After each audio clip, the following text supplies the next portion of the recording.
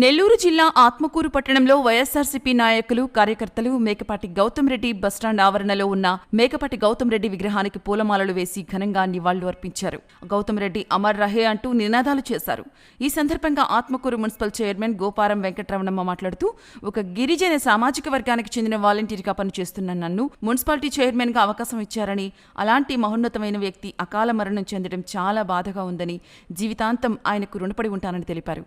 ఆత్మకూరు వైఎస్సార్సీపీ పట్టణ అధ్యక్షుడు అల్లారెడ్డి ఆనంద్ రెడ్డి మాట్లాడుతూ, స్వర్గీయ మేకపాటి గౌతమ్ రెడ్డి ఆత్మకూరు నియోజకవర్గం నుండి 2 పర్యాయాలు శాసనసభ్యులుగా ఎన్నికై 5 శాఖల మంత్రిగా పనిచేసి ఆత్మకూరు నియోజకవర్గానికి ఎంతో అభివృద్ధి చేయబోయే సమయంలో అకాల మరణం చెందడం దురదృష్టకరమని, ఆయన ఆశయాలను ఆయన తమ్ముడు విక్రమ్ రెడ్డి కొనసాగిస్తారని తెలిపారు. ఈ కార్యక్రమంలో doctor Adiseshaiah, vice chairman Sardar, పలువురు వార్డు కౌన్సిలర్లు, నాయకులు, కార్యకర్తలు తదితరులు పాల్గొన్నారు.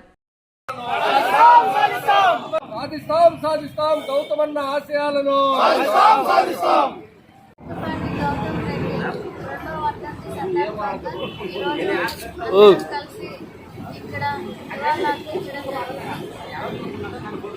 జగన్మోహన్ రెడ్డి గారు వాలంటరీ జాబ్ కానీ ఈరోజు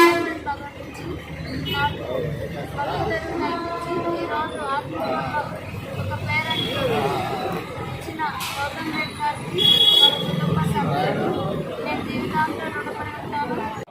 మంచి మనసున్న వ్యక్తి మన మేకపాటి గౌతమ్ రెడ్డి గారు.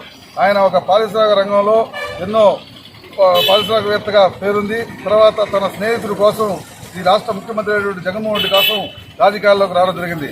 పెద్దలు మేకపాటి రాజమోహన్ రెడ్డి తనయుడిగా వైఎస్ఆర్సీపీ సమన్వయకర్తగా వచ్చి ఆత్మకూరు ప్రజల మనసులను గెలుపొంది అత్యధిక మెజార్టీతో గెలిచిన వ్యక్తి గౌతమ్ రెడ్డి గారు.